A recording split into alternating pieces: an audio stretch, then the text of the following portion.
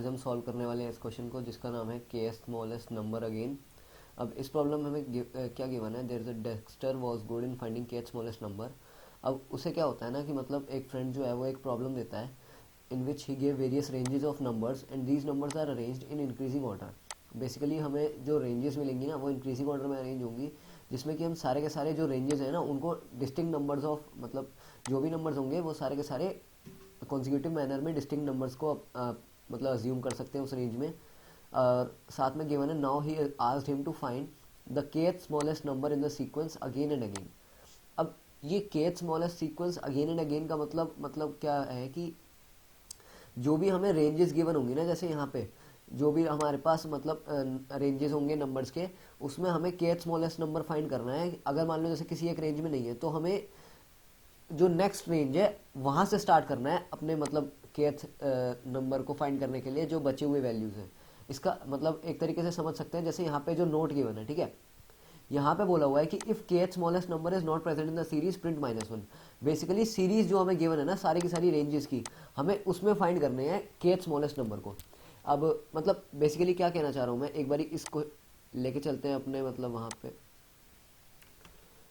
इस इनपुट को अभी समझते हैं कि ये इनपुट जो है ये किस तरीके से हमें मतलब सॉल्व करने के लिए कह रहा है। तो अब सबसे पहले तो ये समझते हैं कि kth smallest number among the ranges का क्या मतलब है, ठीक है। तो अमंग द रेंजेस का मतलब ये है कि जैसे मान लो अगर हमें ये बोला होता है कि 1 से 5 तक नंबर दिए तो हम क्या बोलते हैं 1 2 3 4 5 ये नंबर्स हैं, यहाँ से थर्ड अगर के की वैल्यू 3 होती तो हम थर्ड निकाल लेते। लेकिन अब जो हमारे पास वैल्यूज है ना वो कैसी है, वो ऐसी है कि मतलब हमें रेंज दी हुई है 1 से लेके 2 तक और फिर रेंज दी हुई है 4 से लेके 5 तक, ठीक है। अब हमें के की वैल्यू 3 बोली है, तो के की वैल्यू 3 का क्या मतलब है कि पहले तो हमें ये सर्च करना है कि क्या यहाँ पे जो वैल्यू बन रही है, क्या ये जो के की वैल्यू है ये इस रेंज में लाई कर रही है। अगर ये इस रेंज में लाई कर रही है तो फिर इसी के कोरस्पॉन्डिंग जो वैल्यू बनती है वो फाइंड कर लेते हैं, ठीक है। लेकिन अगर इसकी मतलब वैल्यू नहीं बनती है, मतलब इसकी रेंज से बाहर जा रही है के की वैल्यू, जैसे यहाँ पे तो 2 ही नंबर है और ये थर्ड नंबर पूछ रहा है, तो अब हमें जो नेक्स्ट नंबर फाइंड करना है ना वो मतलब यहाँ से स्टार्ट करना है, ठीक है। वो हमें 3 को नहीं चूज करना, वो हमें 4 को चूज करना है। मतलब जो अब हमारा नेक्स्ट नंबर होगा ना, जो हमारी मतलब फाइनल जो रेंज बनेगी वो ये बनेगी नंबर्स की 1 2 4 5, ठीक है। तो अब जो थर्ड नंबर होगा वो क्या होगा, ये वाला, ठीक है। तो बेसिकली ये समझाना चाह रहा हूँ मैं इस क्वेश्चन में, ठीक है। अब जैसे एक बार हम इसको समझते हैं कि जैसे हमारे पास ये क्या है, number of test cases given है, ठीक है। ये हमारे पास क्या है, ये हमें एन की वैल्यू है गिवन, और ये हमारे पास क्या है, नंबर ऑफ क्वेरीज कितनी है। अब जैसे एन की वैल्यू क्या है, एन की वैल्यू हमें मतलब रेंजेस कितनी गिवन है, ठीक है। Basically it is the ranges,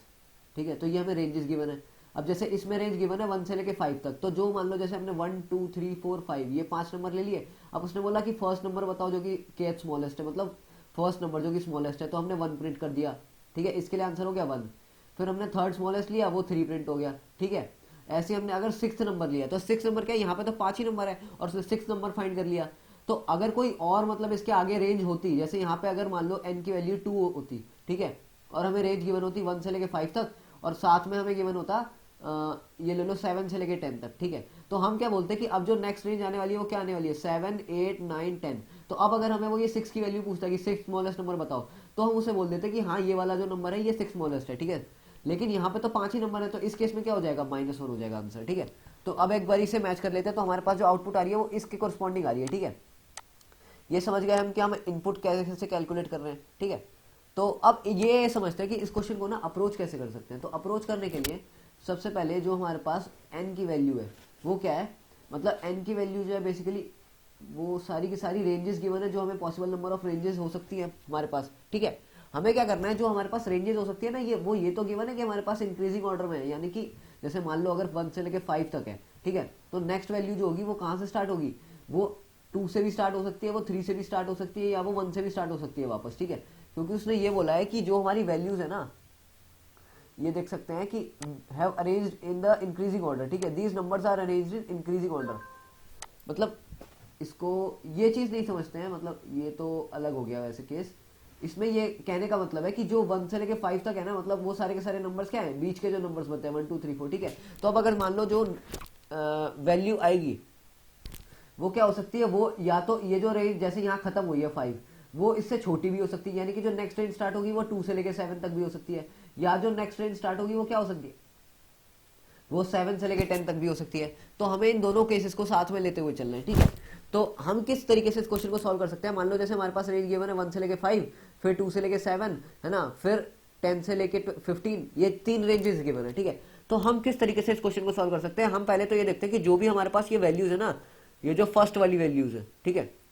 ये फर्स्ट वाली वैल्यूज को हम क्या करेंगे, सबसे पहले तो इंक्रीजिंग ऑर्डर में अरेंज कर लेंगे, बेसिकली मतलब सॉर्टिंग कर लेंगे। सॉर्टिंग करने से क्या होगा ना कि जो हमारी रेंजेस हैं वो हमें जिस फॉर्मेट में चाहिए ना उस फॉर्मेट में हमें मिल जाएंगी। इसका कहने का क्या मतलब है कि मान लो जैसे हमें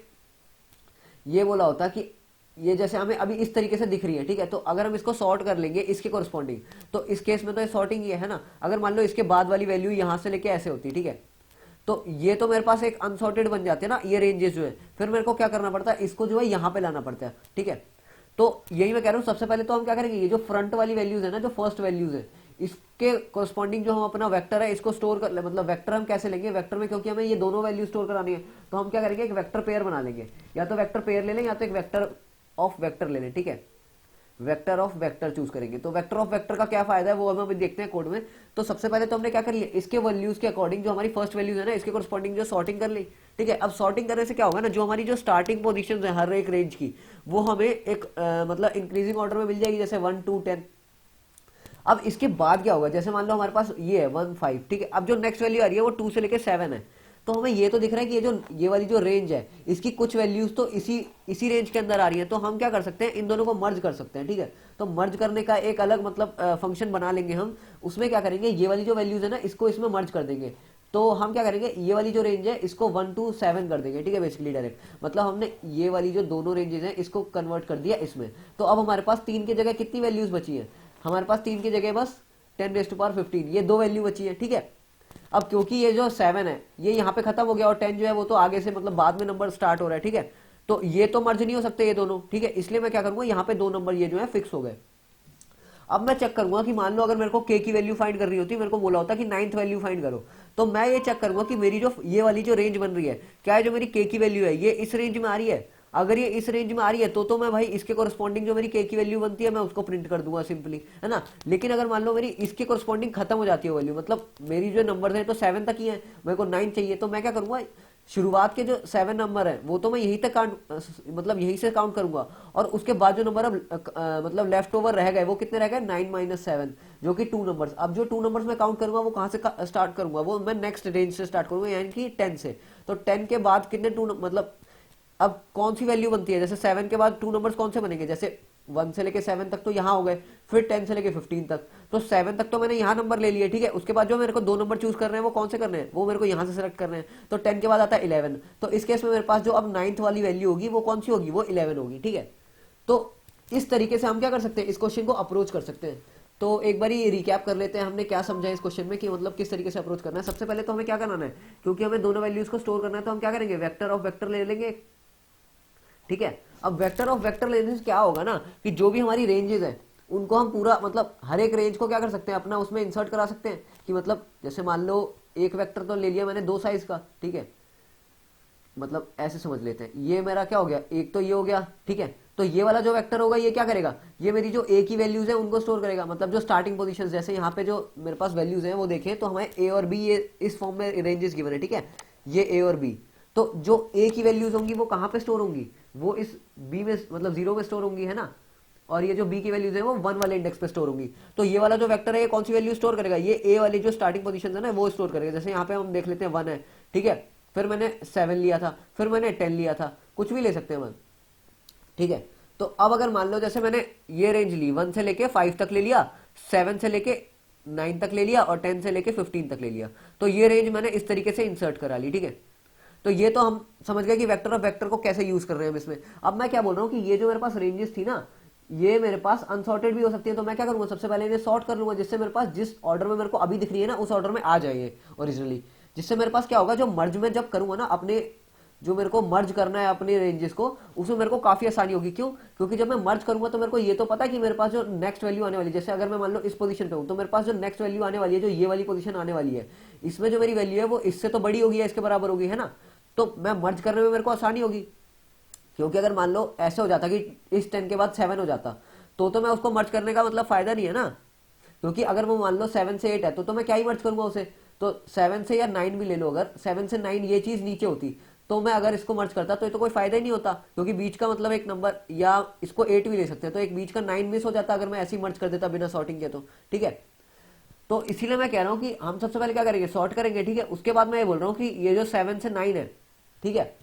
इसमें देखने वाली बात यह है कि अगर मान लो ये मेरे पास 5 की जगह यहाँ पे क्या होता, अगर मेरे पास 5 की जगह यहाँ पे 8 होता, तो मैं ये बोल देता कि मैं ये जो नंबर है ना 7 से 9 इनको मर्ज करता। मर्ज करने की क्या कंडीशन होती है, मैं जो ये वाली वैल्यू है, मतलब ये जो मेरी आई की पोजीशन पे, जैसे मैंने वेक्टर लिया है ना, वेक्टर का जो फर्स्ट वाला इंडेक्स है,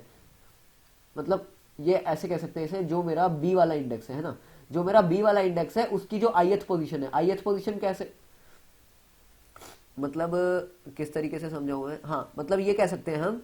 कि जो मेरे पास ये आईएथ वाला पोजीशन हमने यहाँ ले लिया और जो बी वाली पोजीशन है वो ये ले ली। ठीक है, तो इसका मतलब क्या है कि जो मेरा बी वाला जो मेरे पास वेक्टर बन रहा है, वेक्टर इन वेक्टर, उसमें जो आईएथ पोजीशन है, मान लो मेरी आईएथ पोजीशन ये वाली है जो मैंने दिखा रखी है, उसमें जो बी वाला वैल्यू है, बी वाली कौन सी, जो फर्स्ट इंडेक्स है, तो उसके कोरस्पॉन्डिंग जो मेरी वैल्यू बनती है ना, उसको मैं कंपेयर करूंगा कि क्या वो कंपैरिजन में, मतलब बेसिकली मैं क्या करूंगा, कंपेयर करूंगा क्या वो कंपैरिजन में वैल्यू इस मेरी जो आई प्लस 1th पोजीशन पे जो मेरी ए की वैल्यू है, क्या वो उससे बड़ी है या छोटी है। ठीक है ना, समझ रहे हो मेरी बात, ये आई है और ये आई प्लस 1 है, तो अगर ये आई प्लस 1 वाली वैल्यू पे जो ए वाला इंडेक्स पे मतलब वैल्यू है, क्या ये इससे छोटी है, अगर छोटी हो जाती है तो मैं क्या करूंगा, मर्ज फंक्शन को कॉल कर दूंगा, और अगर नहीं होती है तो मैं क्या करूंगा, उसे स्किप कर दूंगा। तो मर्ज फंक्शन देखते हैं, मर्ज फंक्शन में क्या करना है, मर्ज फंक्शन में हमें क्या करना होगा कि मर्ज फंक्शन में ना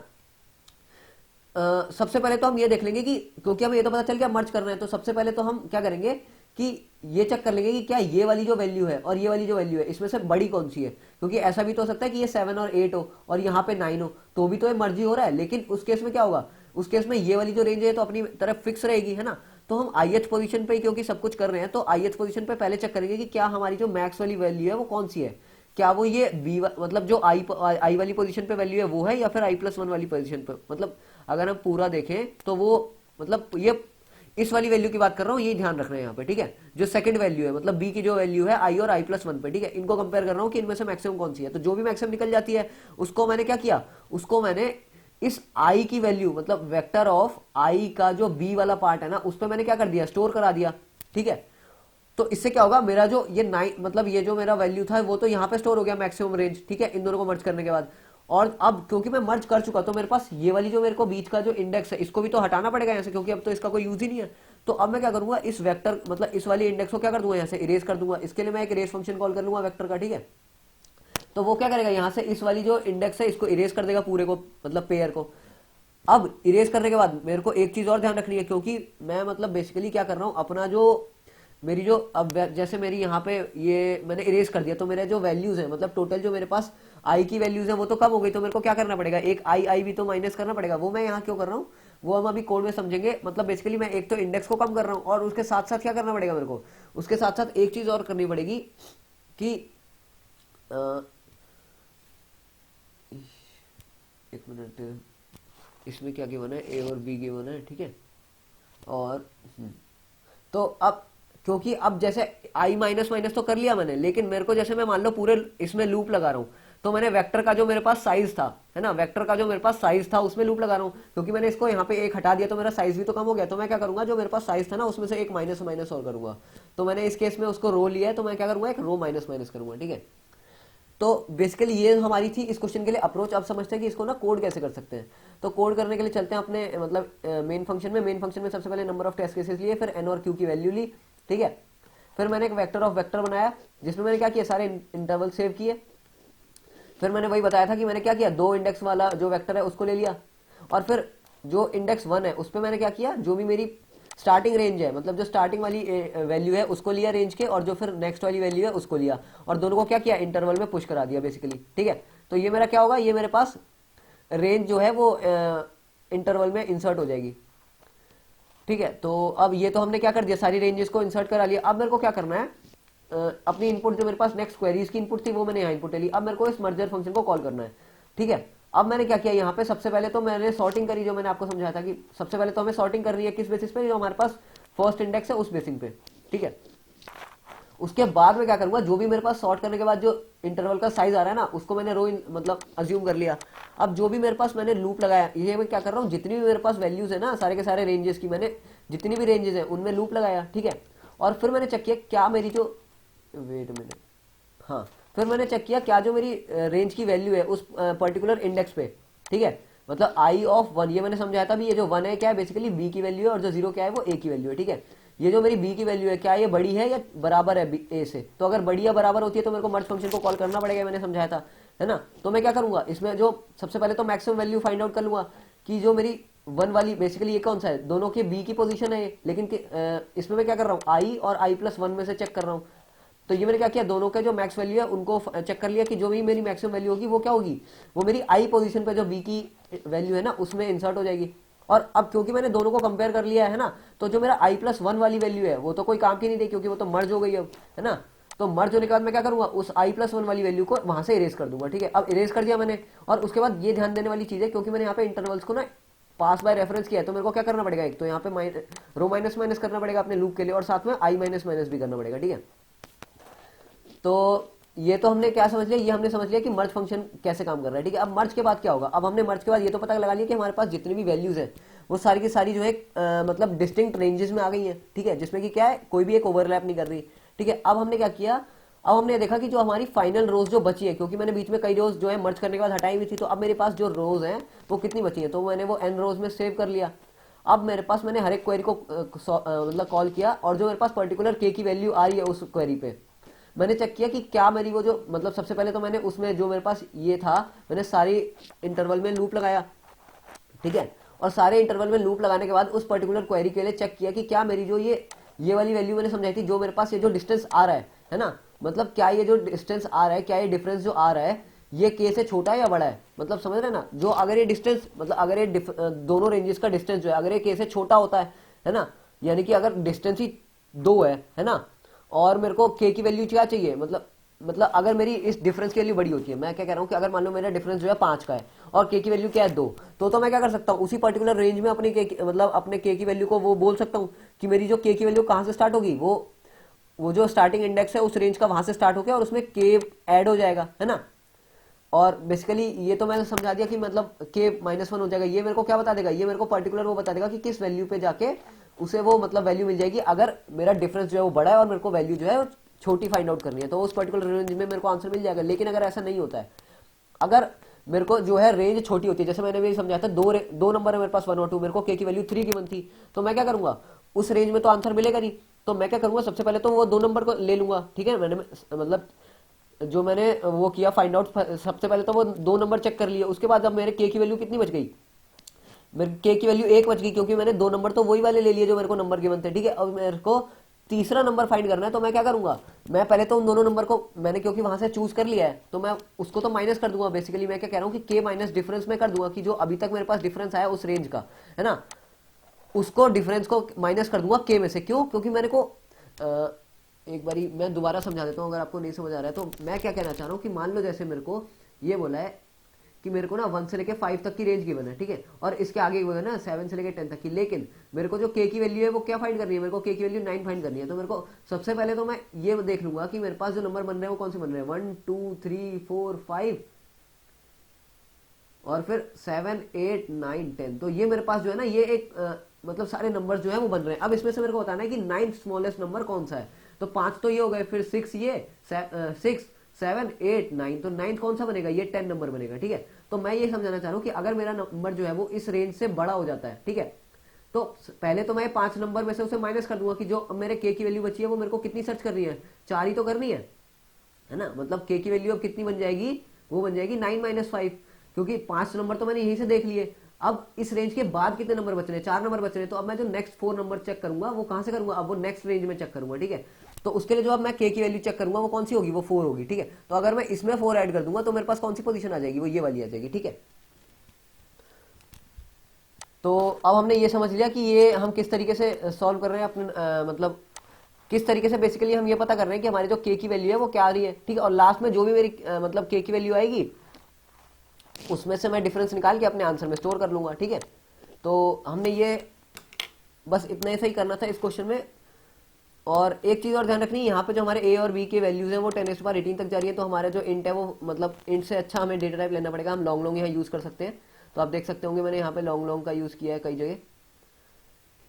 यहाँ पे जो इंट है मैंने बेसिकली ये लॉन्ग लॉन्ग इंट लिया है, तो इसका भी ध्यान रखेंगे आप। बस इतना ही करना था हमें इस क्वेश्चन में, एंड थैंक यू।